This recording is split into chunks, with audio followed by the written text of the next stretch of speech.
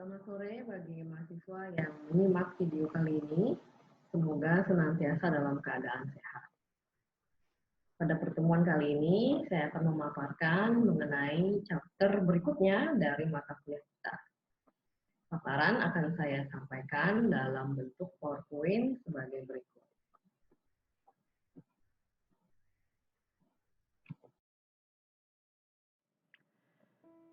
Topik yang akan kita bahas pada video ini adalah strategi memasuki pasar global. Poin-poin yang akan kita bahas dalam chapter ini adalah pemilihan pasar target, kemudian memilih metode yang akan digunakan untuk memasuki pasar global. Yang ketiga adalah waktu untuk memasuki pasar global, dan yang keempat adalah strategi untuk keluar dari pasar global. Kita masuk ke materi yang pertama, yaitu pemilihan target pasar. Pemasar internasional umumnya memulai dengan sekumpulan besar dari negara-negara yang akan menjadi kandidat tujuan pemasaran. Untuk mempersempit kelompok besar negara ini, perusahaan umumnya akan melakukan penyaringan pendahuluan. Tujuan dari kegiatan ini adalah untuk meminimalisir kesalahan-kesalahan yang menyebabkan perusahaan mengabaikan negara-negara yang memberikan atau menawarkan kesempatan yang baik dalam memasarkan produk. Dan yang kedua, untuk menghindari membuang-buang waktu pada negara yang tidak memberikan potensi apa-apa.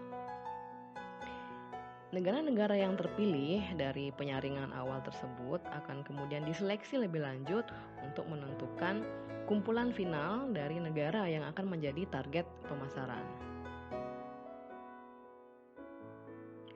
Langkah yang pertama adalah memilih indikator yang digunakan dan mengumpulkan data.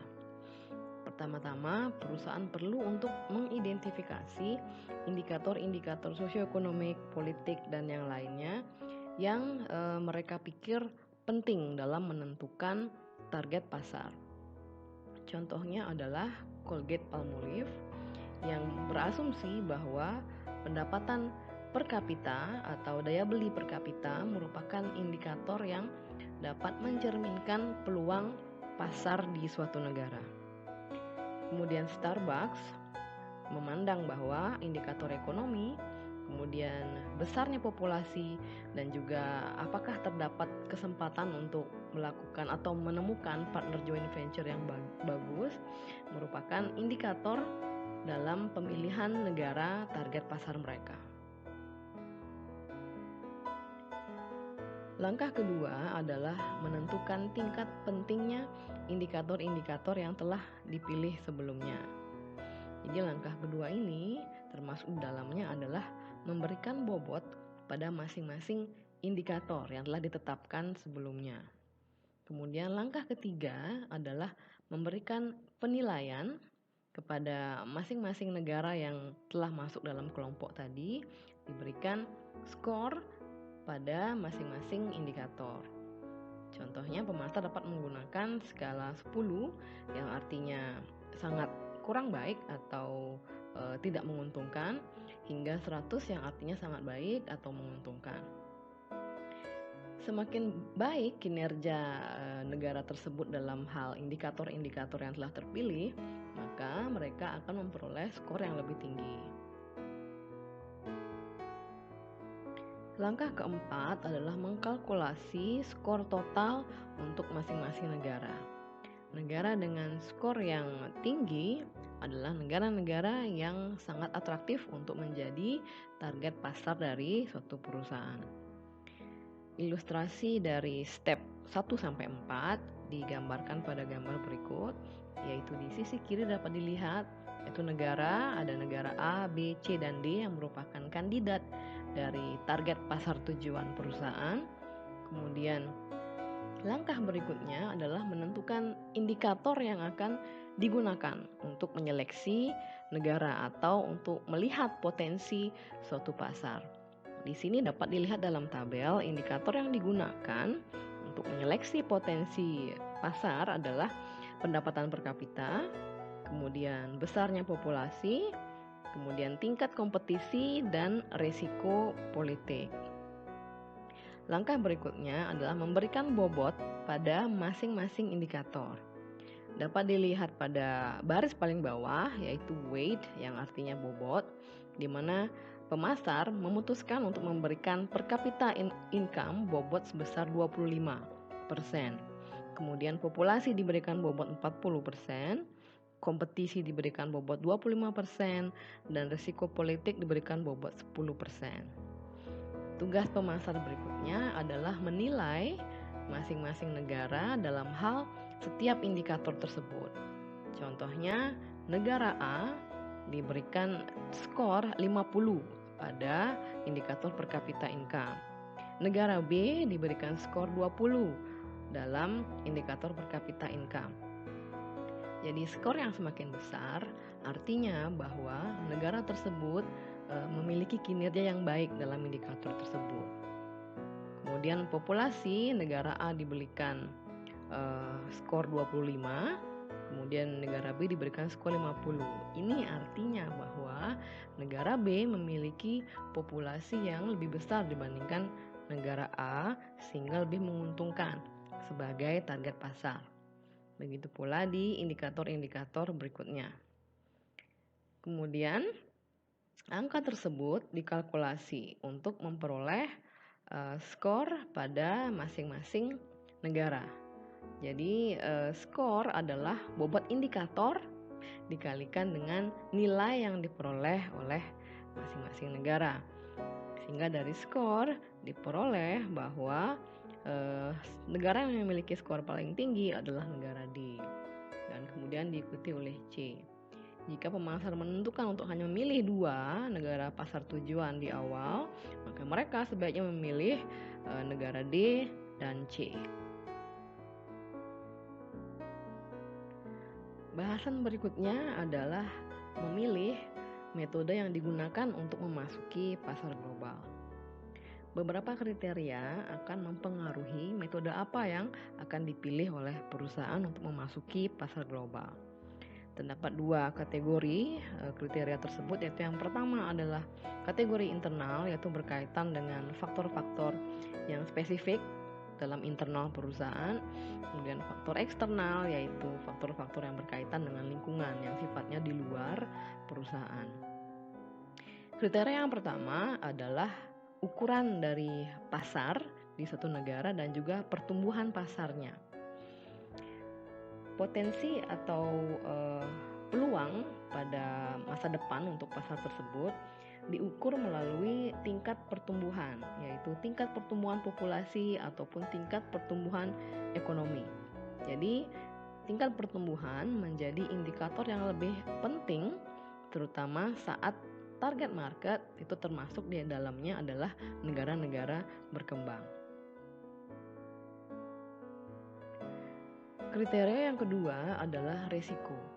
Resiko berkaitan dengan ketidakstabilan pada lingkungan politik dan ekonomi yang dapat mempengaruhi prospek bisnis perusahaan di suatu negara. Indikator ketiga adalah peraturan pemerintah atau keterbukaan pemerintah.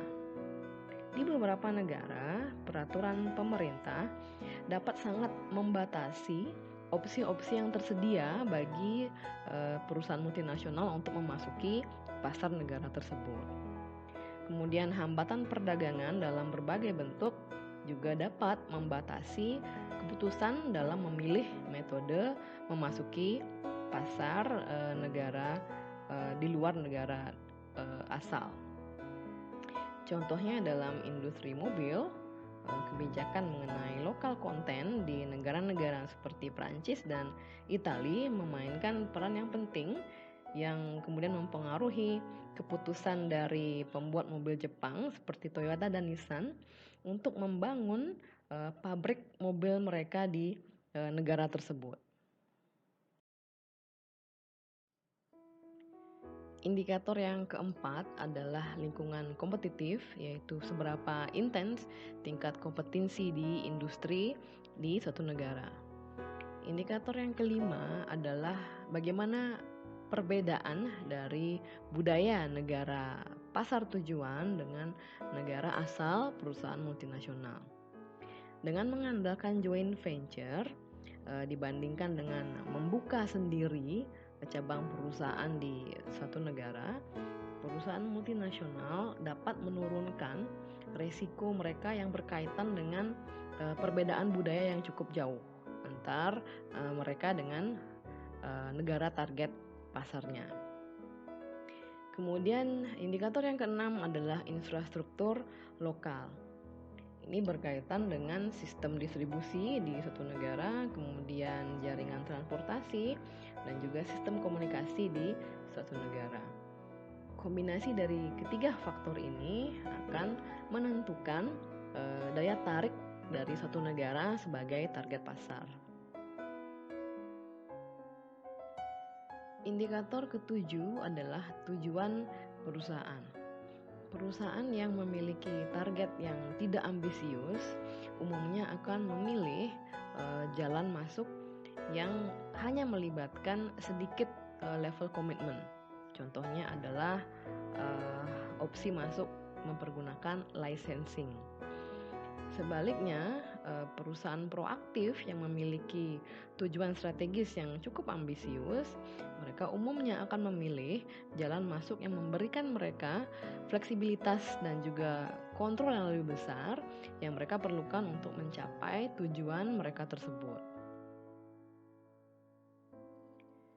Indikator yang ke-8 adalah kebutuhan untuk memiliki kendali penuh. Kendali penuh dapat sangat diinginkan oleh perusahaan multinasional dalam elemen-elemen seperti perencanaan bauran pemasaran, yaitu mereka memiliki kendali penuh dalam hal perencanaan positioning produk, penetapan harga, iklan, dan juga bagaimana produk didistribusikan dan lain sebagainya. Contohnya Caterpillar, mereka memilih untuk memiliki kendali penuh atas operasi perusahaan mereka di luar negeri untuk melindungi atau memproteksi paten-paten teknologi yang mereka miliki agar tidak diimitasi atau ditiru oleh perusahaan sejenis lainnya. Untuk alasan tersebut, Caterpillar menghindari melakukan joint ventures, tapi Caterpillar mendirikan anak perusahaan yang mereka miliki sendiri di luar negeri. Indikator ke-9 adalah sumber daya, aset, dan kapabilitas internal. Perusahaan dengan sumber daya yang terbatas dalam hal sumber daya manusia dan juga finansial atau memiliki aset yang terbatas terpaksa harus memilih opsi masuk yang menawarkan komitmen rendah, seperti opsi masuk berupa exporting dan licensing, di mana kedua metode ini tidak terlalu membutuhkan sumber daya dalam jumlah yang besar. Kemudian indikator yang 10 adalah flexibility. Fleksibilitas yang ditawarkan oleh opsi masuk masing-masing opsi masuk dapat sangat berbeda. Melihat dari karakteristiknya, perjanjian kontraktual seperti joint ventures dan licensing, mereka cenderung memberikan fleksibilitas yang sangat kecil. Kemudian, saat terdapat hambatan keluar yang cukup tinggi, anak perusahaan yang dimiliki sepenuhnya oleh perusahaan multinasional akan sangat sulit untuk dilepaskan, sehingga metode ini atau opsi ini menawarkan fleksibilitas yang sangat rendah dibandingkan opsi-opsi masuk yang lain. Kita akan membahas secara lebih detail mengenai masing-masing opsi masuk di slide berikutnya, dimulai dari exporting, licensing, franchising, hingga wholly owned subsidiaries atau anak perusahaan yang dimiliki sepenuhnya. Opsi-opsi masuk tersebut dapat diklasifikasikan berdasarkan pada tingkat kendali yang mereka tawarkan. Dimulai dari opsi masuk yang menawarkan tingkat kendali yang rendah, yaitu adalah opsi masuk melalui ekspor tidak langsung dan juga licensing, hingga ke opsi masuk yang menawarkan atau memberikan kendali penuh, yaitu anak perusahaan yang dimiliki sepenuhnya oleh perusahaan multinasional. Opsi masuk dapat menawarkan tingkat kendali yang cukup besar, umumnya membutuhkan sumber daya dalam jumlah yang besar dan juga melibatkan resiko yang cukup tinggi. Seperti misalnya wholly owned subsidiary atau anak perusahaan yang dimiliki sepenuhnya, mereka membutuhkan atau opsi masuk ini membutuhkan sumber daya yang jauh lebih besar dan juga melibatkan resiko yang jauh lebih besar dibandingkan dengan opsi masuk seperti ekspor atau melakukan licensing. Sehingga perusahaan multinasional menghadapi suatu pilihan apakah akan memilih kendali yang lebih besar namun harus dihadapkan pada komitmen dalam hal sumber daya dan juga resiko yang cukup tinggi, atau apakah akan memilih kendali yang lebih rendah dan memiliki atau membutuhkan sumber daya yang cukup rendah dan juga resiko yang tidak terlalu besar. Seperti contohnya ekuitas merek, paten-paten teknologi, dan juga paten-paten pengetahuan. Saat aset-aset ini sangat penting bagi perusahaan multinasional, maka mereka sebaiknya memasuki pasar luar negeri dengan mempergunakan opsi masuk yang menawarkan tingkat kendali yang cukup besar untuk melindungi aset-aset ini dari perilaku-perilaku oportunistik dari staf-staf di pasar luar negeri. Kemudian perusahaan dengan keunggulan kompetitif yang mudah untuk ditiru lebih memilih untuk mengembangkan bisnisnya di luar negeri melalui metode mendirikan anak perusahaan yang mereka miliki sendiri. Jadi melalui anak perusahaan yang mereka miliki sendiri, perusahaan akan lebih mudah untuk memproteksi nilai dari keunggulan kompetitif itu. Jadi tindakan-tindakan yang dapat mengurangi nilai keunggulan kompetitif contohnya adalah pencurian paten dan lain sebagainya. Suatu perusahaan multinasional akan lebih memilih untuk memasuki pasar asing dengan metode mendirikan anak perusahaan yang mereka miliki seluruhnya pada kondisi-kondisi sebagai berikut. Yaitu yang pertama, apabila operasi perusahaan sangat berkaitan dengan paten-paten teknologi yang penting. Kemudian saat perusahaan multinasional memiliki merek yang cukup kuat, dan apabila perusahaan multinasional sudah memiliki pengalaman yang cukup banyak memasuki pasar asing, maka mereka akan memilih opsi masuk wholly owned subsidiary atau mendirikan anak perusahaan sendiri. Kemudian di sisi lain, perusahaan multinasional akan cenderung memilih opsi masuk menggunakan partnership, contohnya adalah joint ventures pada kondisi-kondisi sebagai berikut.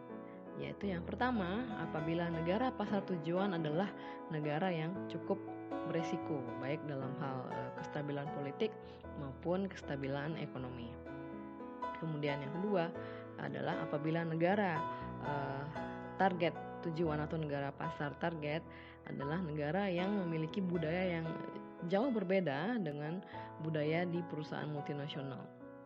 Kemudian yang ketiga adalah apabila terdapat pembatasan hukum mengenai kepemilikan aset yang boleh dimiliki oleh investor asing. Kita masuk ke topik berikutnya, yaitu membahas masing-masing opsi masuk, kelebihan dan kelemahannya. Kita mulai dengan opsi yang pertama, yaitu mengekspor. Ekspor terdiri atas 3 tipe, yaitu yang pertama adalah ekspor tidak langsung, di mana perusahaan mempergunakan perantara yang berbasis di negara asal perusahaan untuk menghandle ekspor perusahaan ke negara lain. Kemudian yang kedua adalah cooperative exporting, di mana perusahaan melakukan kerjasama dengan perusahaan lain baik lokal maupun perusahaan asing, di mana partner ini akan mempergunakan jaringan distribusi yang mereka miliki untuk menjual barang-barang ekspor perusahaan.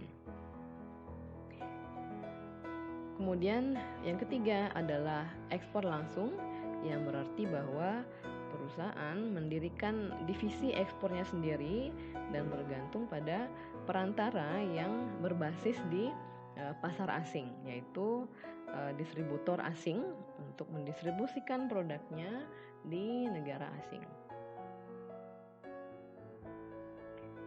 Ekspor tidak langsung menawarkan sejumlah manfaat bagi perusahaan dibandingkan dengan opsi-opsi masuk yang lainnya. Yang pertama yaitu perusahaan memperoleh pengetahuan mengenai pasar asing secara instan, karena eksporter atau perantara yang digunakan umumnya adalah profesional. Mereka dapat menghandle detail-detail yang berkaitan dengan pemrosesan order ekspor. Dan perantara ini juga dapat menilai atau mengappraise peluang pasar bagi perusahaan. Kelebihan lainnya adalah pengetahuan yang mereka miliki dalam memilih agen dan juga distributor dan juga pengelolaan jaringan distribusi. Jadi perantara ini cukup profesional sehingga sedikit risiko yang terlibat dalam opsi masuk ini. Kemudian kelebihan yang ketiga adalah tidak membutuhkan komitmen dalam bentuk sumber daya yang cukup besar. Jadi saat profit dari perantara itu didasarkan pada seberapa sukses mereka melakukan ekspor, maka perantara ini akan sangat termotivasi untuk meningkatkan penjualan.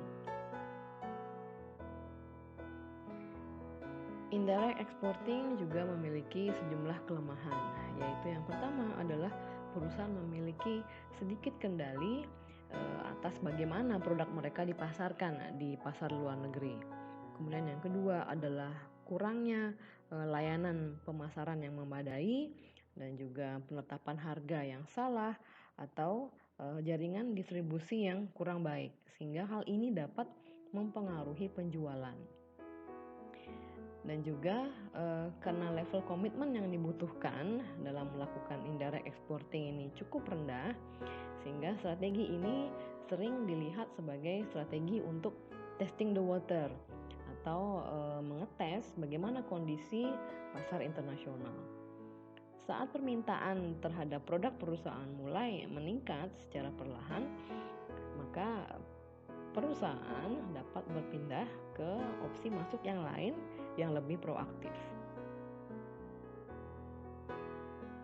Kita membahas lebih detail mengenai cooperative exporting. Perusahaan yang tidak bersedia untuk memberikan sejumlah sumber daya untuk mendirikan divisi ekspor mereka sendiri, namun masih menginginkan sejumlah kendali atas operasi mereka di pasar asing, mungkin dapat mempertimbangkan menggunakan metode cooperative exporting.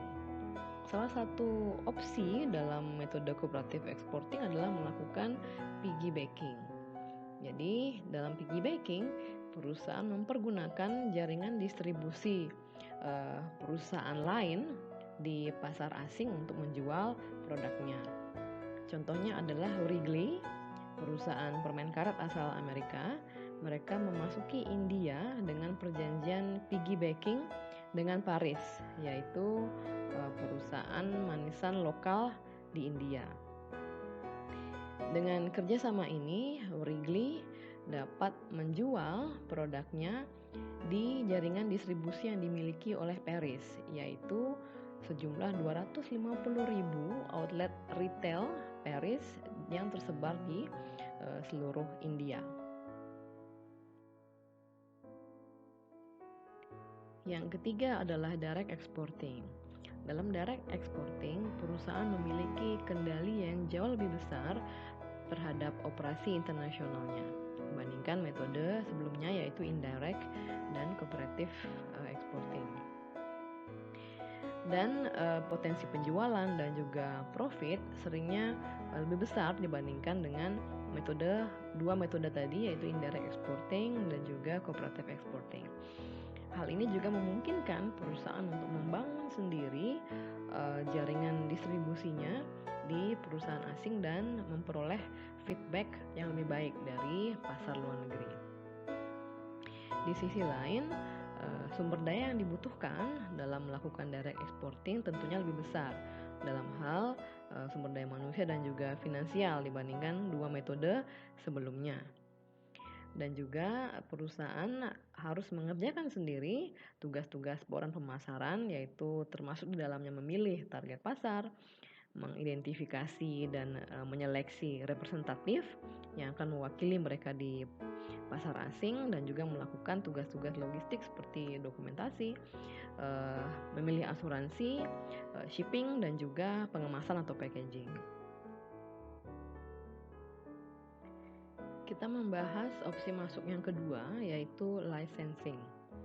Dalam licensing, terdapat pihak yang disebut dengan licensor, yaitu perusahaan yang menawarkan aset-aset berupa paten ke perusahaan asing yang disebut sebagai licensee. Sebagai gantinya, licensor akan memperoleh royalty fee dari licensee atas penggunaan paten-paten yang mereka miliki. Contoh aset yang dapat menjadi bagian dari perjanjian licensing termasuk di dalamnya adalah merek dagang, teknologi yang digunakan, kemudian proses produksi, dan juga berbagai paten. Royalty fee bervariasi atau berkisar dari 1% hingga 15% dari total penjualan. Terdapat juga yang disebut dengan perjanjian cross licensing. Jadi dalam perjanjian ini kedua belah pihak saling bertukar paten tanpa harus membayar royalty fee satu sama lain. Di dalam perjanjian ini paten yang mereka pertukarkan nilainya sama atau hampir sama.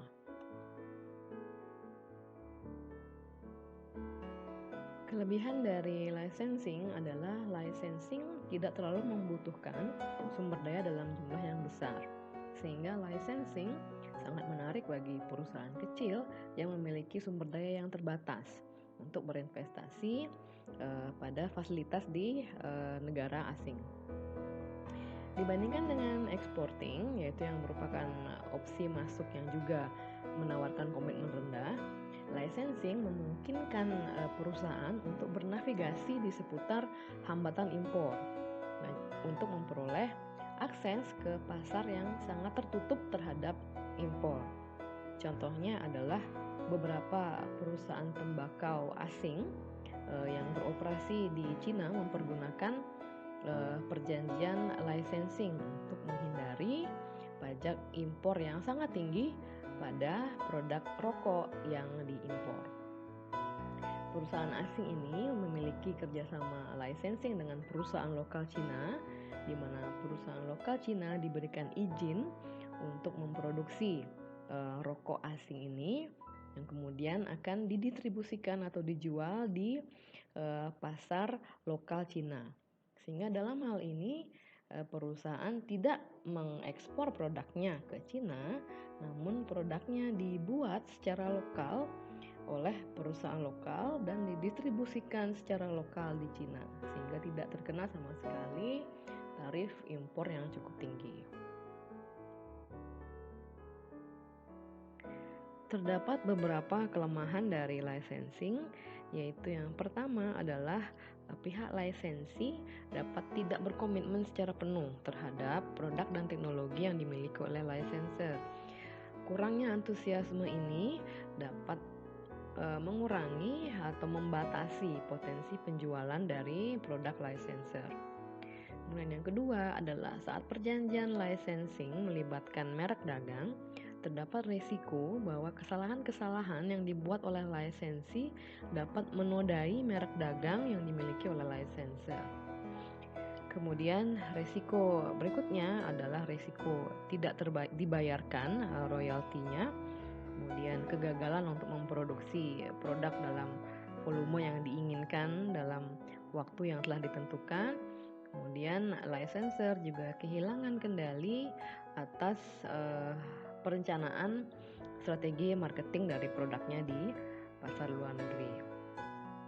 Kemudian risiko yang terbesar adalah risiko oportunisme, di mana perjanjian licensing ini dapat memelihara atau membesarkan kompetitor di masa depan.